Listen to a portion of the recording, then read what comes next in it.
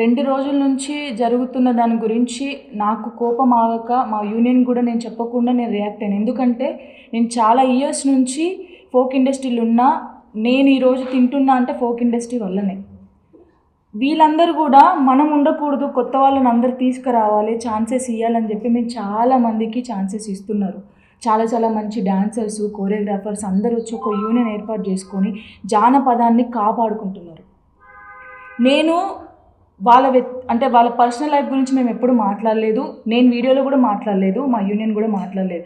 ఇక్కడ మేము బాధపడేది ఏంటంటే ఫోక్ ఇండస్ట్రీ మీద రుద్దకండి ప్లీజ్.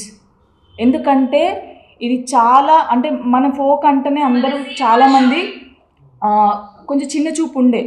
ఇప్పుడు అది సినిమాలలో కూడా మన ఫోక్ సాంగ్స్ పెట్టుకుంటున్నారు అంటే చాలా హ్యాపీగా ఉంది మా అందరికీ. ఒక రెస్పెక్ట్ పెరిగింది మనకి. దాన్ని దీంతో రుద్దొద్దు అని చెప్పేసి అడుగుతున్నా అంతే.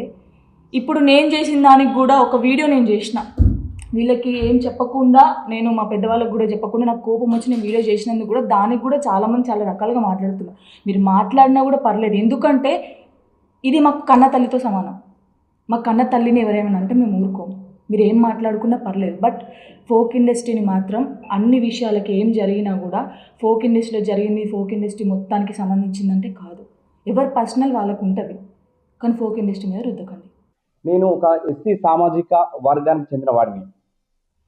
నేను ఎందుకు ప్రస్తావిస్తున్నానంటే నాకు ఆ దేవుడు కళారంగం అనేది కళని ఇచ్చిండు. నేను ఈరోజు మా అమ్మ నాన్న నా ఫ్యామిలీ బతుకుతున్నారంటే అది ఒక జానపదంతోనే. నాకు 20 సంవత్సరాల ఎక్స్పీరియన్స్.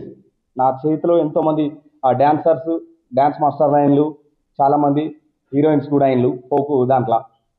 మొన్న వెమ్లవాడలో, మా ఊరు కూడా పక్కనే ఉంటుంది కుదురుపాక, వెమ్లవాడలో రెడ్డి లాడ్జ్లో ఒక సంఘటన జరిగింది, మీ అందరూ తెలుసు.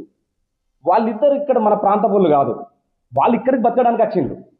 జానపదాన్ని ఒక రేంజ్లో తీసుకుపోయిన ఒక గడ్డ మీద, వెమ్లవాడ గడ్డ, ఒక సినార లాంటి వాళ్ళు, మిద్దరాము లాంటి వాళ్ళు జానపదాన్ని ఎంతో గొప్పగా తీసుకుపోయిండ్రు. అలాంటి గడ్డ మీద మీరు వచ్చి ఇక్కడ మాకు ఒక మచ్చ వేసిపోయిండ్రు. ఫోక్ ఇండస్ట్రీ చెప్పిందా మీ ఇద్దరిని ఒకటే రూమ్ తీసుకోమని? ఈశ్వర్ సాయి వాళ్ళ మిస్సెస్ మీ భర్త తప్పు చేస్తే ఫోక్ ఇండస్ట్రీని ఎందుకు అంటున్నావు? నీకేమరిగా ఫోక్ ఇండస్ట్రీ అంటే? చెప్పులు లేకుండా కాళ్ళ గజ్జ కట్టుకొని దుంకాం మేము. తెలంగాణ ఉద్యమంలో మా పాత్ర చూడు. నువ్వు ఆంధ్ర, నేను ఇప్పుడు ప్రాంతాన్ని ప్రస్తావిస్తలేను, బరాబర్ మాట్లాడతా.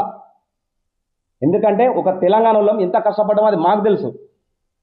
ఈరోజు వచ్చి నువ్వు ఫోక్ ఇండస్ట్రీ మొత్తం కమిట్మెంట్లు జరుగుతున్నాయి, నువ్వు చూసినావా? బుద్ధి ఉంది అసలు నీకు మాట్లాడడానికి?